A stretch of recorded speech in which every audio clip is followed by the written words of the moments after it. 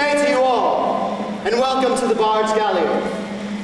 At that university in Cambridge, I much enjoyed fencing and tennis, which placed me upon friendly terms with young men. But without a knowledge of dancing, I could not please with damsels, upon whom, it seems to me, the entire reputation of an eligible young man depends.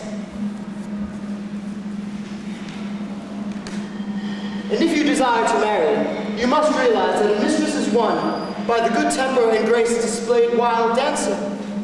Because ladies do not like to be present at fencing or tennis, lest a splintered sword or a blow from a tennis ball should cause them injury. And there is more to it than this, for dancing is practiced to reveal whether lovers are in good health or sound of limb, after which they are permitted to kiss their mistresses in order that they may touch and savor one another, thus to ascertain whether they are shapely or emit an unpleasant odor as of, bad meat.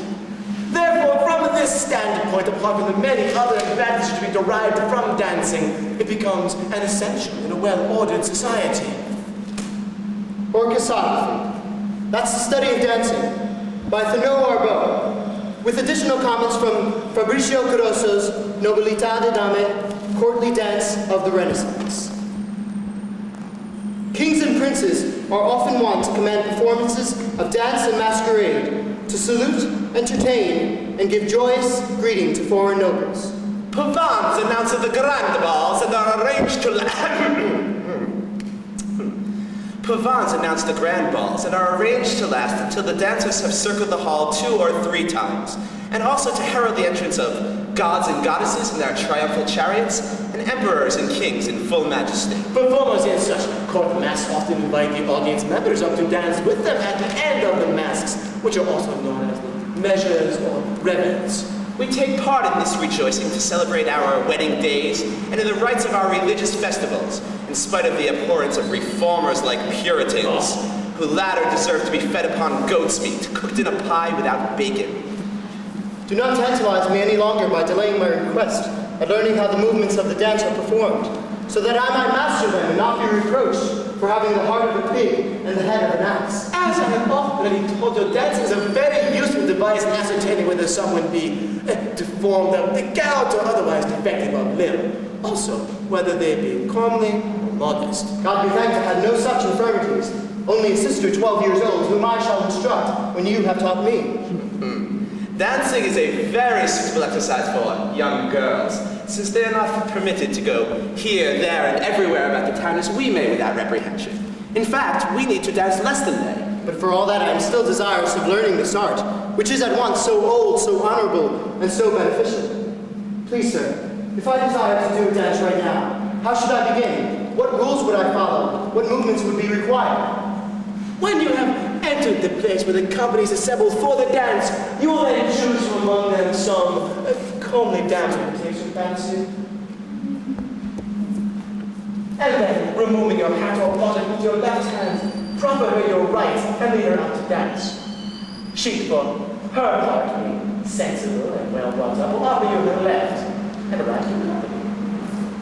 Then, in the sight of all, you will conduct her to the end of the room, where you'll give notice to musicians to play a dance.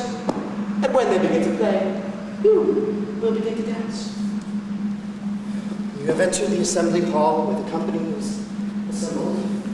You will choose a comely damsel, and removing your bonnet with your left hand, proffer her your right. If the damsel refused me, I should be greatly humiliated. A well-bred damsel would never refuse he who does her the honor of having her to dance. And if she did, she would be considered stupid. For unless she desires to dance, she should not take her place among the others. Up to this point, you have taught us about comportment for gentlemen. I should like to know that for ladies. A lady should learn how to make a bow in grave reverence thus. That is, beginning with feet together, she draws her left foot back 3 or 4 finger breadths, keeping it completely flat.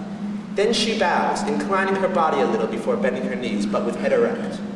Now, as soon as she has bowed, she should straighten up, joining that left foot to the other in place. Be careful not to adopt the habit of some who draw their foot back while inclining deeply and then thrust their bodies forward. Still others bend so very straight down and then rise that they truly resemble a hen about to lay an egg. But now you are ready to learn all the individual steps. There are several types of dances, but all rely on just a few similar steps. The most basic of these are the singles and the doubles. A single is simply stepping onto one foot and closing next to it with the other, while a double is 3 steps and a close. Steps always start on the left side and then are generally repeated on the right side, as symmetry and balance makes dances more beautiful and harmonious. These steps can be done in any direction, however. The pavan uses singles and doubles, 2 singles, and 1 double done as a forwards or backwards, while the brawl, He means the